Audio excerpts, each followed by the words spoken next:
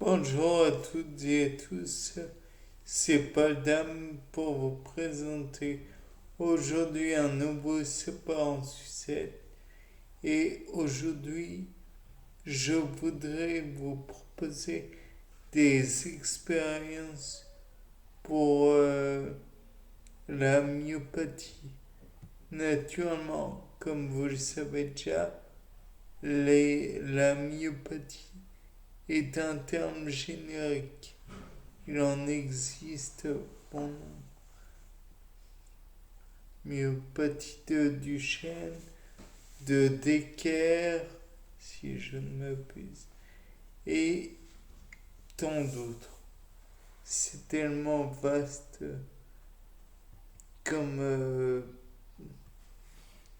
ensemble de maladies. Mais dans tous les cas de figure, on note des atrophies musculaires ou d'autres problèmes de ce genre-là. Donc, puisque, comme vous le savez, myo, muscle, pathie, douleur, maladie, bon, je ne vous explique pas la totalité. Vous avez compris, à mon avis, sans mon aide. Donc, dans le cas présent, j'ai pensé à un type d'expérience. Tout d'abord, on pourrait essayer de, comment dire, de faire en sorte que le muscle soit reproduit dans l'idée du monde. Donc, il faudrait prendre une cellule qui est totalement commune aux expériences, genre Saccharomyces cerevisiae. Et on devrait lui, comment dire, lui faire avoir les mêmes problèmes que une personne qui est atteinte de myopathie. Je pense que pour cela, on pourrait par la suite, enfin tout d'abord, lui permettre de se mouvoir avec par exemple de quoi lui greffer entre guillemets des comment des cils vibratiles, des gens de oui, des cils vibratiles, et ainsi on pourrait voir comment se comporte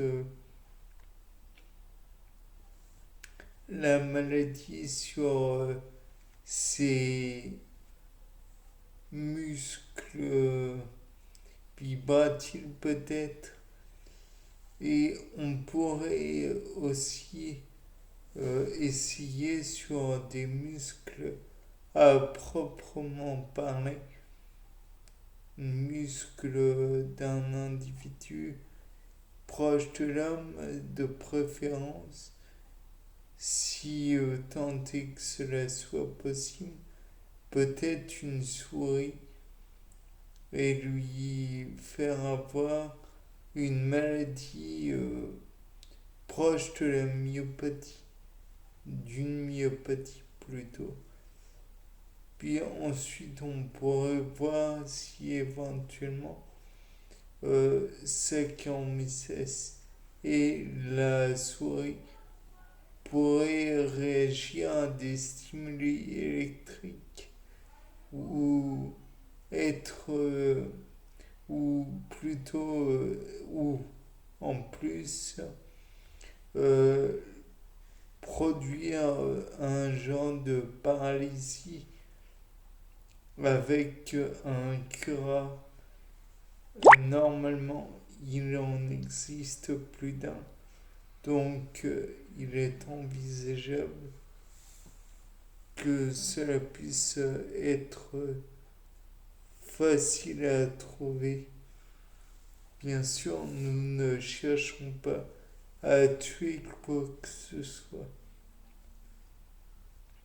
Que cela soit une levure, une souris de laboratoire ou toute autre chose. Le vivant n'a qu'une vocation, rester vivant. Nous ne cherchons donc pas à tuer. Par la suite, nous pouvons faire un test à l'effort sur cette souris, la faire marcher sur un tapis de marche ou dans une roue afin de voir si cette souris, comparée à une autre souris, se déplace plus vite, plus faible, plus lentement.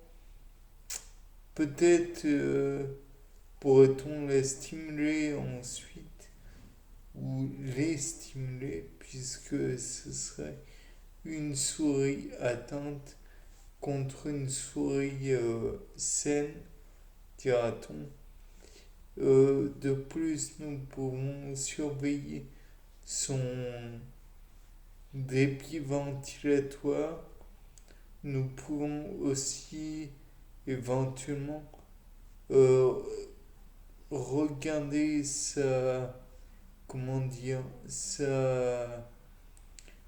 son rythme cardiaque.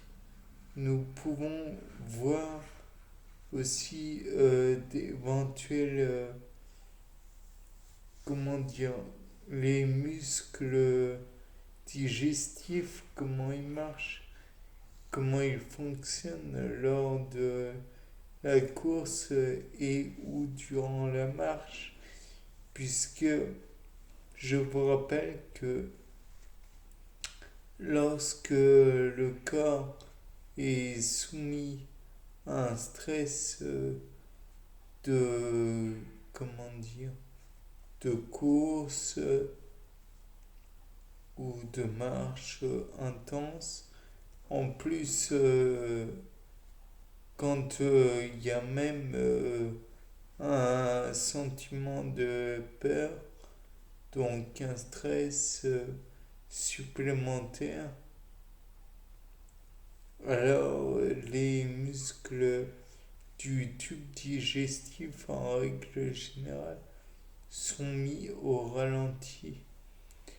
Peut-être que par la suite on pourrait noter que il y a différentes fibres nerveuses qui indiquent aux muscles des pattes avant et pattes arrière chez les souris saines comme chez les souris malades des indications de douleur.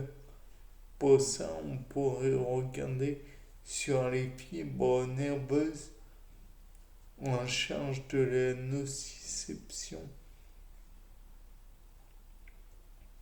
Enfin, comme il est souvent relevé le fait que les individus ayant une myopathie chutent, alors dans ce cas, on pourrait peut-être relever des affaissements de la part des souris malades. Il est sans conteste que ces souris que nous avons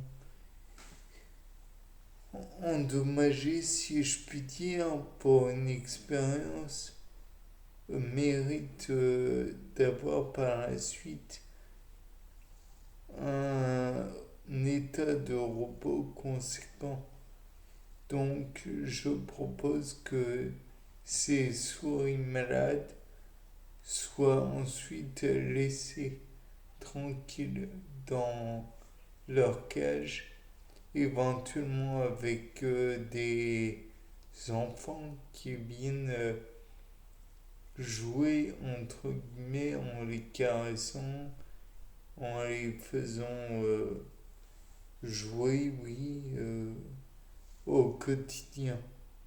Bien, c'était Paul Dom pour un nouveau sapin en sucette. Au revoir.